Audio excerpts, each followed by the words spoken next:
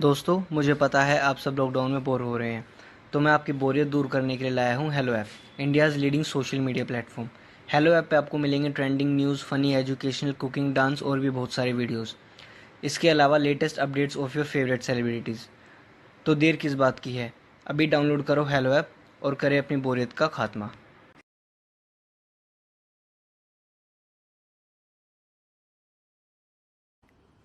सावित्री 2 बेटों की माँ थी। उसे इस बात पर बड़ा घमंड था। वो मानती थी कि बेटे घर की शान होते हैं। ये ले सावित्री, मिठाई खा, मेरे यहाँ पोती पैदा हुई है। ये सुनते ही सावित्री मुंह बना के कहती है, अरे तू तो लुट गई, बर्बाद हो गई, तेरे यहाँ लड़की पैदा हो गई। अरे तू ऐसा क्यों कह रही है? मैं तो बहुत खुश हूँ। अरे जब तेरी पोती के पीछे तुझे खर्चे पर खर्चे करने पड़ेंगे ना, तब ये तेरी सारी खुशी गम में बदल जाएगी।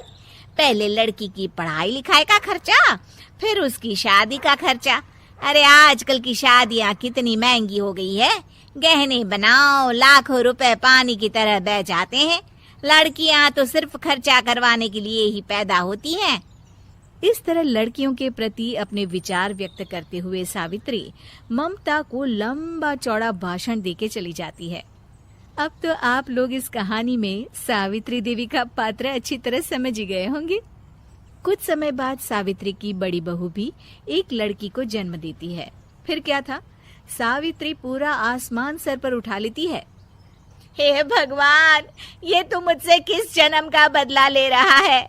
अरे मैं तो मंदिर में रोज आकर तुझसे कहती तो थी कि मुझे एक पोता चाहिए, और तूने मुझे पोती दे दी।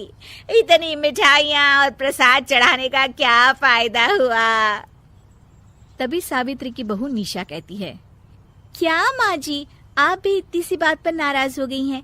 देखिए तो आपकी पोती कितनी सुंदर है, बिल्कुल आप पर गई है।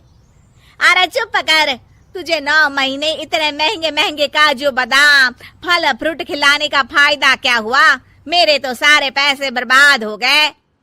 ये सुन सावित्री का बड़ा बेटा अजय कहता है, माँ, तुम सिर्फ नाम के लिए 2020 में रहती हो। असल में तुम्हारा दिमाग सैकड़ों साल पुरानी सोच रखता है। आज के जमाने में लड़का और लड़की में कौन फर्क करता है? मैं तो बहुत खुश हूँ कि भगवान ने मुझे लक्ष्मी के रूप में बेटी दी है। लेकिन सावित्री पर अजय की बातों का कोई असर नहीं होता। नालायक, अपनी पत्नी की जबान बोल रहा है। मेरा बड़ा बेटा तो हाथ से गया। लेकिन सावित्री देवी हार मानने वाली नहीं थी। वो पोते की चाह में अपने छोटे बेटे विजय की शादी करवा देती है। कुछ समय बाद आखिरकार वो दिन आ ही जाता है जब सावित्री की छोटी बहू गर्भवती हो जाती है।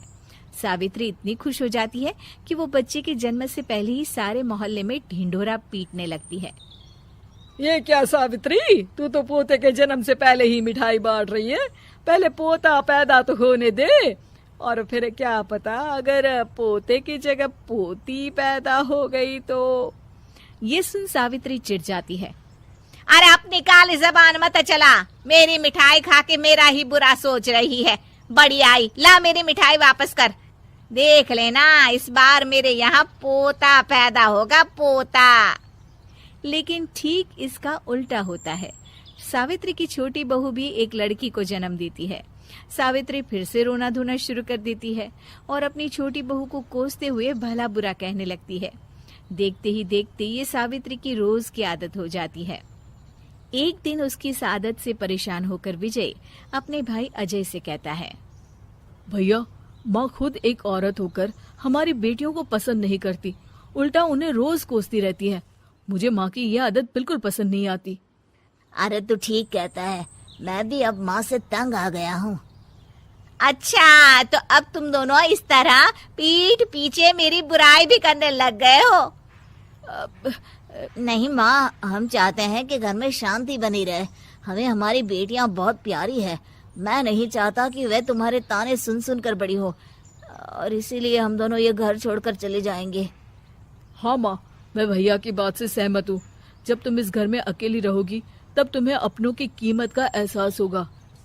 अपने दोनों बेटों के मुंह से अपनी माँ के लिए इतने कठोर शब्द सुन सावित्री भावुक और रुआंसी होकर कहती है, क्या सच में तुम दोनों मुझे इस घर में अकेली छोड़कर चले जाओगे?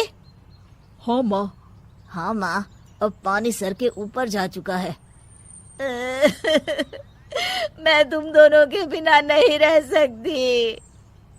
अपनी सास के आंसू देख अजय और विजय की पत्नी अपने पतियों से लड़ पड़ती है। अरे जिसे जाना है वो जाए, मैं माँ जी को छोड़कर कहीं नहीं जाने वाली। भाभी आप ये क्या कह रही हैं? वही जो तुम सुन रहे हो, दीदी बिल्कुल सही कह रही है। हम बेटियों के संस्कार हमें सिखाते हैं कि सास माँ समान नहीं बल्कि माँ ही होती है और उस माँ की जिंदगी भर सेवा की जाती है। बेटे अपना फर्ज भूल सकते हैं लेकिन बेटियां नहीं। आप दोनों शौक से जा सकते हैं। माँ जी, हम दोनों के रहते आपको किसी बात की फिक्र करने की जरूरत नहीं।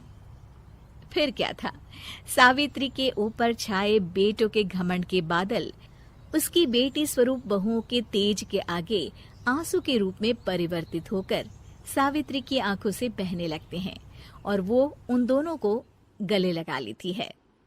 मैं जिंदगी भर बेटियों को कोसती रही, लेकिन आज तुम दोनों को देख मुझे समझ आ गया कि बड़े अभागे होते हैं वो लोग जिनके घर बेटियां नहीं होती।